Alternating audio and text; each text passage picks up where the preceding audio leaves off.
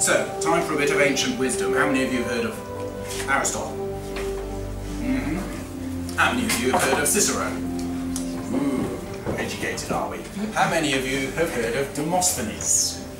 4.5 of you, excellent.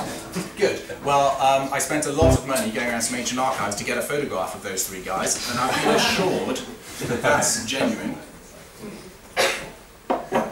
Okay, so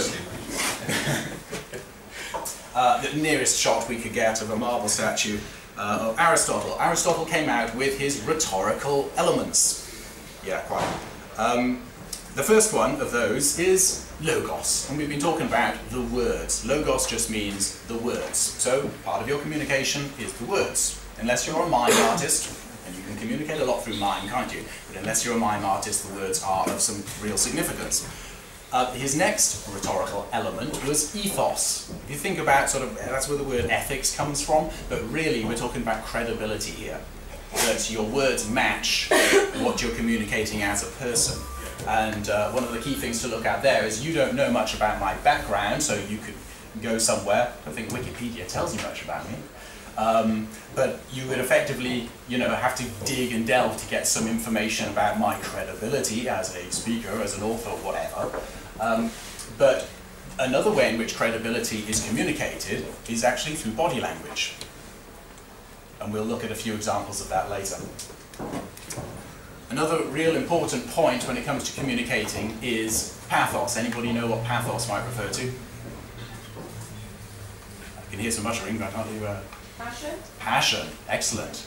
Yes, said with passion and clarity. Thank you. So, passion. And I think you can immediately, know the difference between a speaker who delivers stuff with passion and those people who just kind of murmur it out and the words might be fine, but with less passion. And obviously, I think, sometimes it can get too much, can't it? Definitely. But I think at other times, we just need to up that a little bit in order to really make sure that our message has got home to people. So, off Aristotle onto Cicero and Demosthenes. In classical times, when Cicero had finished speaking, the people said, "How well he speaks. How well he speaks. He speaks so well. How well he speaks." In contrast, when Demosthenes had finished speaking, the people said, "Do you have a book?" No, they didn't. They said, "Let us march." Who got the message over with greater impact?